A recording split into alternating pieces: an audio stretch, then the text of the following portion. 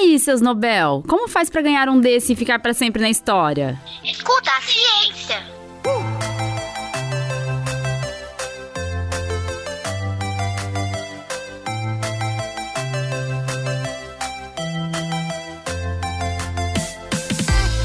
Olá, eu sou a professora Letícia Sarturi. Sou mestre em imunologia e doutora em biociências e fisiopatologia.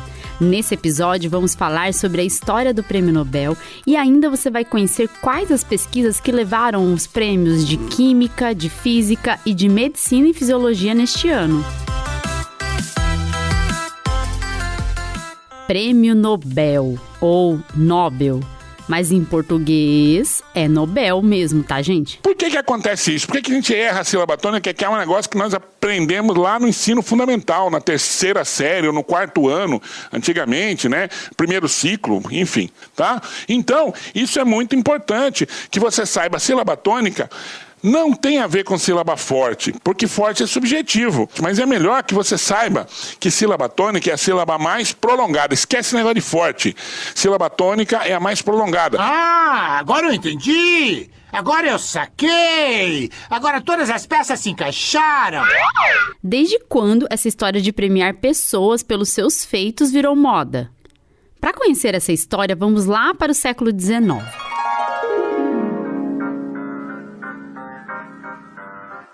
Alfred Nobel foi um químico sueco que nasceu em 1833 e ficou milionário com a invenção da dinamite. Certa vez, um obituário no jornal chamou a atenção de Alfred Nobel, porque se tratava do seu próprio obituário. O jornal fez uma confusão, pois quem havia morrido de fato era o irmão de Alfred Nobel. Mas o jornal escreveu esse obituário de um jeito, digamos que sarcástico, falando que Dr. Nobel se tornou rico, encontrando formas de matar mais gente mais rápido do que nunca. E ainda o chamou de comerciante da morte. Lendo isso, Nobel ficou preocupado com seu legado e com a forma que ele seria lembrado pela história e pediu em testamento que a renda de sua fortuna fosse usada para premiar aqueles que no ano anterior tivessem conferido maior benefício à humanidade. Que sentimento nobre! 5 anos após a morte de Alfred Nobel, a fundação que administra seus bens criou o prêmio que leva o seu nome. E desde então, essa fundação ficou responsável por criar investimentos para a arrecadação de fundos para o prêmio. E foi a partir de 1901 que comissões de intelectuais passaram a se reunir anualmente para eleger os vencedores do prêmio em literatura, paz, física, química e medicina e fisiologia. Já o prêmio de economia foi instituído apenas em 1969 por decisão da Fundação Nobel. Escuta a ciência. No campo da ciência, cientistas notáveis já chegaram a ganhar mais de um prêmio Nobel. Uma mulher fantástica dessas da ciência, a Marie Curie, já ganhou 2. Ganhou o de Física em 1903 e o de Química em 1911 pelos seus trabalhos com elementos radioativos. Mas já teve cientista que ganhou o Nobel de Química e o Nobel da Paz, acredita? Foi o Linus Pauling. Isso! Aquele do diagrama mesmo. Aquele diagrama que você usa ou já usou um dia para fazer a distribuição eletrônica dos elementos. 1s2, 2s2, 2p6, 3s2 e assim por diante. Entendedores entenderão. Não tô lembrado não. Tá lembrado não? Não, nunca nem vi. Pauling recebeu o Nobel de Química em 1954 pelo seu trabalho sobre a natureza das ligações químicas e foi laureado com o Nobel da Paz em 1962 pela sua campanha contra testes nucleares em plena Guerra Fria. Uma das coisas que Alfred Nobel determinou é que pessoas ou grupos de até 3 pessoas poderiam ser premiados com um prêmio. Isso dificulta um pouco a premiação de equipes maiores de cientistas envolvidas nas pesquisas ganhadoras do prêmio. A Fundação Nobel dedica ao vencedor uma medalha e uma quantia em dinheiro. E também é a própria fundação que determina como será feita a divisão do prêmio em dinheiro entre os laureados. Agora, e os vencedores do ano da pandemia de Covid-19? Quem são e o que fizeram de tão importante para a humanidade? O que será, que será? O Nobel de Medicina e Fisiologia de 2021 vai para David Julius e Arden Pataputian. Os cientistas foram laureados pelas suas descobertas sobre receptores de temperatura e toque no corpo humano. As descobertas explicaram como o calor, o frio e o toque podem iniciar sinais em nosso sistema nervoso. Esses sinais, além de serem importantes para muitos processos fisiológicos, podem ser úteis para estudar condições patológicas. David Julius utilizou a capsaicina, um composto da pimenta malagueta. É o composto responsável por aquela sensação de queimação que a pimenta dá, sabe? O estudo da capsaicina serviu para identificar um sensor nas terminações nervosas da pele que responde ao calor.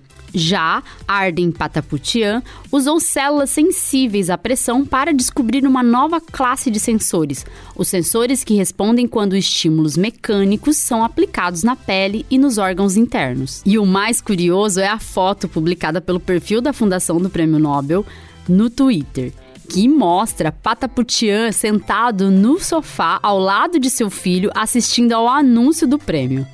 Ele vestindo uma roupinha tipo de pijama, sabe? Aquela roupa confortável de usar em casa, com uma cobertinha no colo, sabe? Aquela cobertinha que fica no sofá o inverno todo? Bem à vontade para receber o prêmio que reconhece que, pela sua descoberta, seu nome ficará para sempre na história. Quanta ciência! E o Nobel de Química vai para Benjamin List e David Macmillan, pelo desenvolvimento de uma nova ferramenta de construção de moléculas, a organocatálise. Essa ferramenta é útil para a pesquisa de novos fármacos e também ajudou a tornar a química mais ecológica.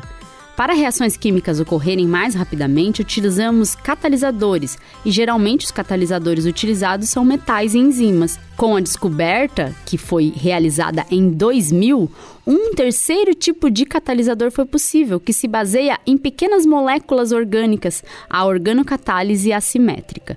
Com isso, é possível a produção de moléculas de fármacos de maneira mais controlada e estável. Assim, essa descoberta é um grande feito para a produção de produtos farmacêuticos, por exemplo. Quanta ciência!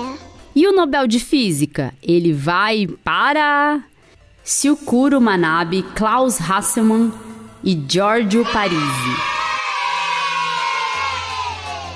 Todos os 3 vencedores contribuíram para o entendimento dos sistemas físicos complexos, que podem ter um número enorme de componentes, ou serem governados pelo acaso. Um exemplo desse tipo de sistema é o clima da Terra.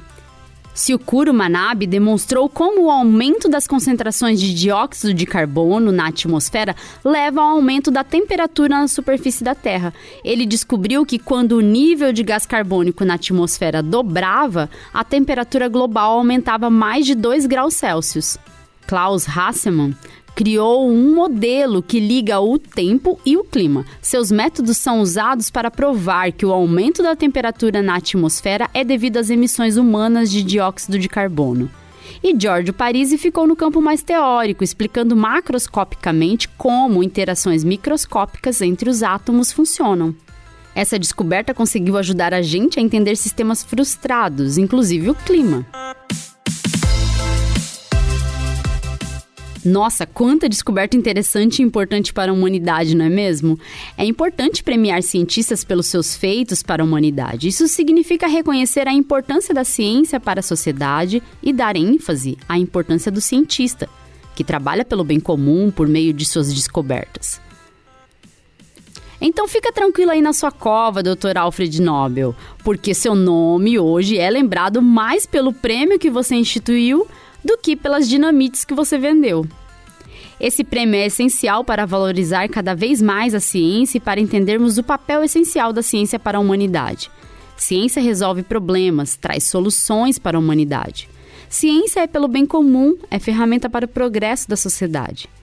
Agora é esperar para saber os ganhadores das outras modalidades e depois esperar para saber quem vai ganhar ano que vem.